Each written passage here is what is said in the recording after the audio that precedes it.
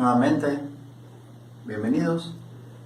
Quiero expandirme el día de hoy el tema que apenas platiqué en el video anterior sobre el lado emocional. Muchas veces queremos entender la vivencia humana y es muy complicada y buscamos esquemas de entendimiento que nos puedan ayudar a entender eso que vivimos o eso que vemos fuera de nosotros. Como decía en el video anterior, las emociones aparentemente es algo muy complicado. Y sí lo son, en su interacción es muy complicado. No me gusta hablar de mí, pero en este caso se me hace menester simplemente comentar que yo nací en el seno de una familia científica.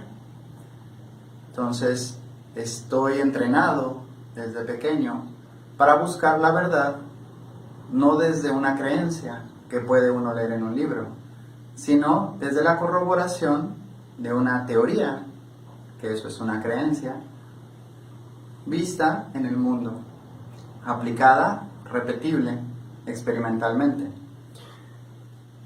Toda esta acepción china antigua ha caminado desde la gran antigüedad hasta nuestros tiempos y es muy difícil darle una validez científica, dado que muchas cosas no podemos todavía probarlas minuciosamente.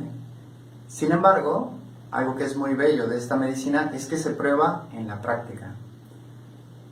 Hay cosas que se nos escapan todavía a nuestro entendimiento, muchísimas, y la complejidad humana no debería de ser la menor, al contrario.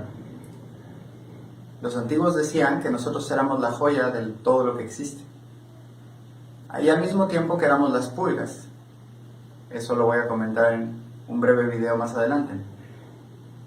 Como la joya que somos, tenemos una complejidad que muchos místicos decían que era un espejo perfecto del universo entero. Si eso es cierto, hay que probarlo. Pues yo tengo el enorme privilegio de ir conociendo de la mano de esta filosofía una verdad que no podemos decir que es una verdad absoluta, que hay 5 elementos, hay 5 emociones y que el número 5 es el número del hombre.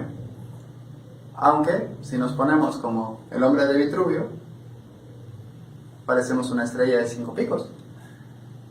Pero no vamos a quedarnos con una impresión nada más. Tenemos que ir más allá. Tenemos que no solo probarlo en la práctica, eventualmente poder hacer una comprobación experimental y científica de los pormenores y los detalles. Más adelante voy a poderles sustentar, pero tengo que ir paso a pasito, porque esto yo no lo aprendí en un día. Son muchas reflexiones, son muchas enseñanzas de varios maestros y de varias corrientes filosóficas que todas juntas vienen coincidiendo. Y en la coincidencia yo creo que hay verdad. Precisamente me es muy importante poder platicar todos estos temas para que, sobre todo, si les hace sentido, lo puedan llevar a la práctica como un esquema ideológico, como unos visores que tienen cierto código que nos ayuda a ver la realidad bajo esa perspectiva única y que nos haga sentido. Si hace sentido y tiene aplicaciones prácticas, es un conocimiento científico. Muchas veces decimos que la acupuntura tiene una energía que se mueve en los meridianos, que el chi, y todavía hay más complejidades que el chi, pero no lo podemos probar. ¿O sí lo podemos probar?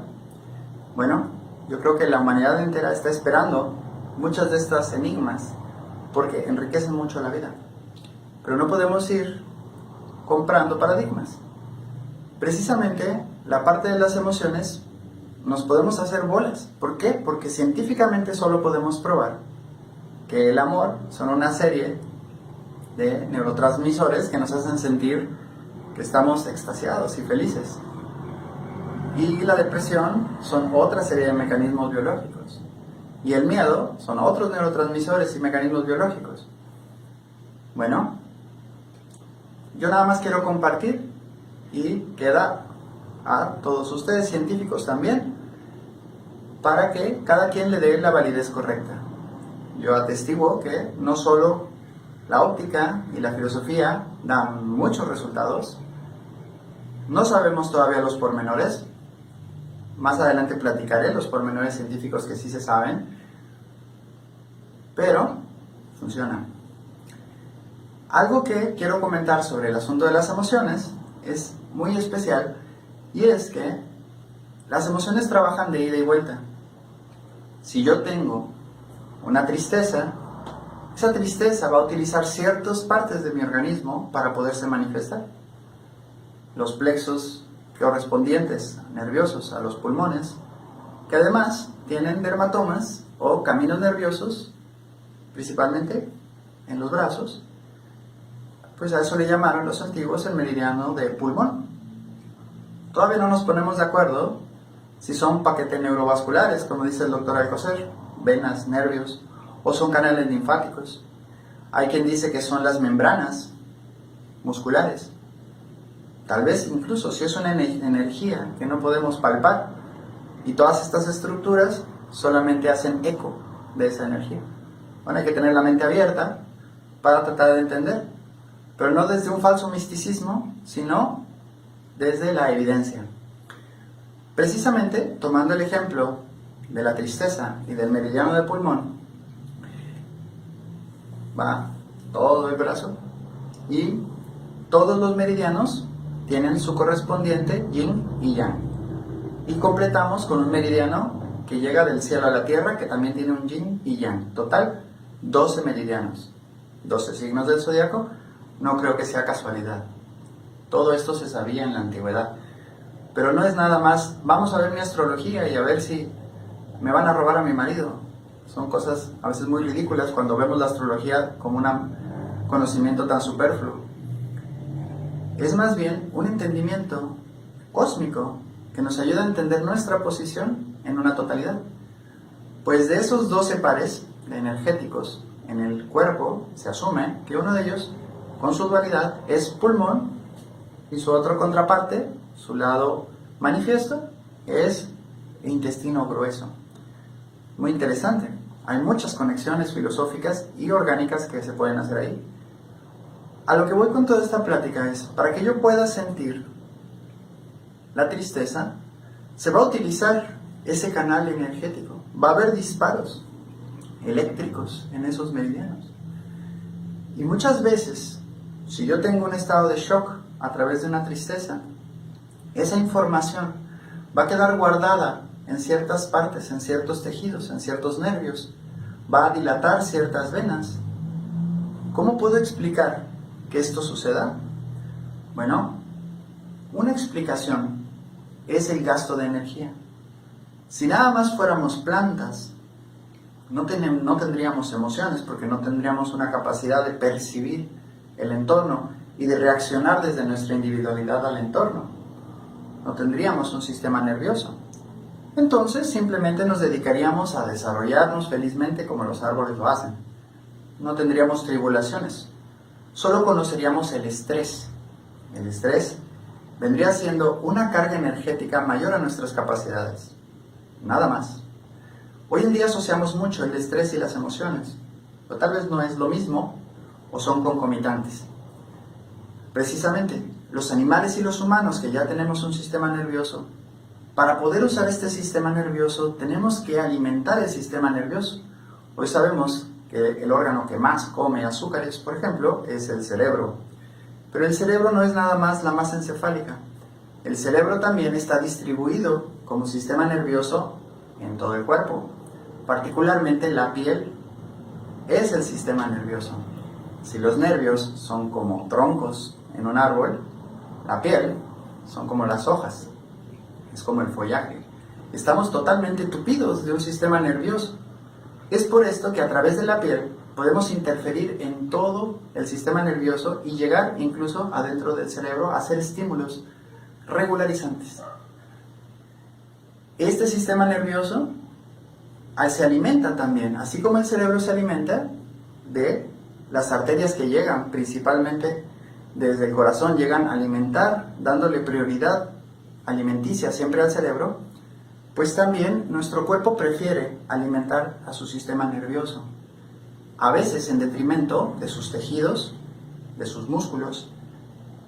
Precisamente, si mi sistema nervioso de pulmón un día tengo un shock de tristeza, que no es otra cosa más que ganas de hacer algo pero incapacidad de realizarlo por múltiples cosas, es muy posible que mi sistema nervioso robe energía a ciertas estructuras y genere que un tendón quede en contractura, que una membrana quede también en una especie de contractura o de pérdida energética, que una vena se despolarice, decimos. Más adelante comentaré esto. Todo esto genera daños orgánicos, que ya pasando el episodio de shock, al existir un recuerdo de esa experiencia, me va a estar recordando todo el tiempo la experiencia, porque mi cuerpo quiere subsanar esa falta de energía que tuvo que robar para yo experimentar un voltaje muy alto en mi sistema nervioso. Es por esto que las emociones se guardan no solo en la piel. A veces las enfermedades emocionales casi todas se somatizan en la piel. También en los tejidos profundos. Y ya que los tejidos profundos tienen irregularidades, terminan afectando los órganos internos. De esta manera podemos entender el daño orgánico que causan las emociones fuertes, que superan la capacidad de nuestra vitalidad o la capacidad eléctrica de nuestro sistema nervioso o bioquímica. Todo esto es bastante complejo, pero es muy fascinante. ¿Por qué? Porque si yo tengo una depresión, tal vez lo único que tengo es una serie de tejidos en deficiencia que al liberarlos, libero ese recuerdo, libero esa tristeza. Y no necesito meterme con la química cerebral, sino que al liberar ese trastorno eléctrico, la armonía vuelve, el cuerpo puede volverse autorregular y es mucho mejor trabajar y buscar estos puntos de dolor cristalizados en el cuerpo, liberarlos y liberar con ello el alma que sigue recordando algo. Se dice que una emoción no se trasciende, una emoción negativa, hasta que uno ya no pena cuando la recuerda. Precisamente, una parte de este entendimiento está basada en que el cuerpo recuerda. Los masajistas lo saben muy bien. Encontrando esos nódulos de dolor y liberándolos, masajeándolos, mejorando la irrigación y su alimentación de estos tejidos, vuelven a trabajar y podemos volver a recordar estos episodios de shock sin que nos cause dolor. Ahora, con este preámbulo, me gustaría hacer nada más brevemente una mención en siguientes videos sobre cada emoción en particular.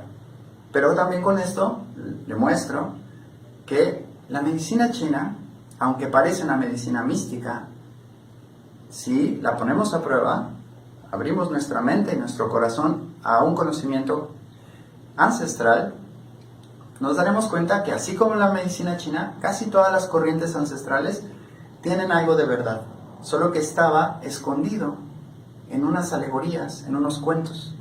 Más adelante voy a contar un cuento de la creación y vamos a ver que tiene mucho de verdad. Bueno, qué gusto seguir platicando de estos temas.